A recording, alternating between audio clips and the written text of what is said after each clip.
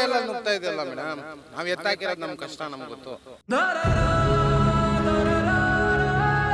ರೋಡಲ್ಲಿ ಎಲ್ಲ ನೀರು, ಆಟೋ ಎಲ್ಲ ತುಂಬ್ಕೊಂಡ್ಬಿಟ್ಟಿತ್ತು.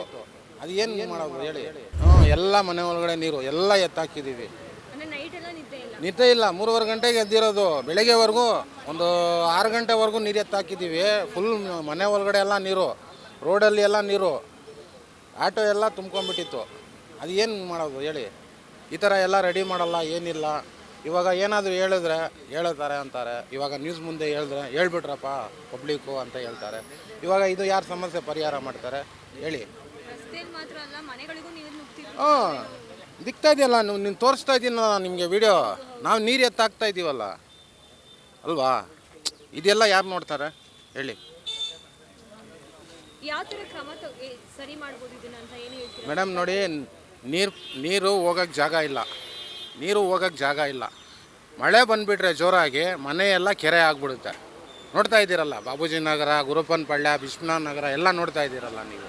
ಇವಾಗ BTM ಫಸ್ಟ್ ಸ್ಟೇಜು ಹೆಂಗೆ ಮುಳುಗೋಗಿತ್ತು, ಬರೋಕ್ಕೆ ಜಾಗ ಇಲ್ಲ. ಇವಾಗ ಸಿಲುಕ್ಬಿಟ್ಟು ನೋಡಿ, ಬೆಳಿಗ್ಗೆ ಎಲ್ಲಿ ಹೋಗ್ಬೇಕು? ನೀರು ಹೋಗೋಕ್ಕೇ ಜಾಗಗಳಿಲ್ಲ. ಮಳೆ ಬಂದರೆ ಏನು ಮಾಡೋದು? ಮನೆ ಒಳಗಡೆ ಎಲ್ಲ ನುಗ್ತಾ ಇದೆಯಲ್ಲ ಮೇಡಮ್, ನಾವು ಎತ್ತಾಕಿರೋದು ನಮ್ಮ ಕಷ್ಟ ನಮ್ಗೆ ಗೊತ್ತು. ನಿದ್ದೆ ಇಲ್ಲ, ಏನಿಲ್ಲ ಇಲ್ಲ. ಅಷ್ಟೇ ಹೇಳ್ತೀನಿ, ಸ್ವಲ್ಪ ಪರಿಹಾರ ಮಾಡಿಕೊಡಿ. ಸ್ವಲ್ಪ ನೀಟಾಗಿ ಕೆಲಸ ಮಾಡಿಬಿಟ್ಟು ಮೋರಿಯಲ್ಲಿ ನೀರು ಕರೆಕ್ಟಾಗಿ ಹೋದಂಗೆ ಮಾಡಿಕೊಡಿ ಅಂತ.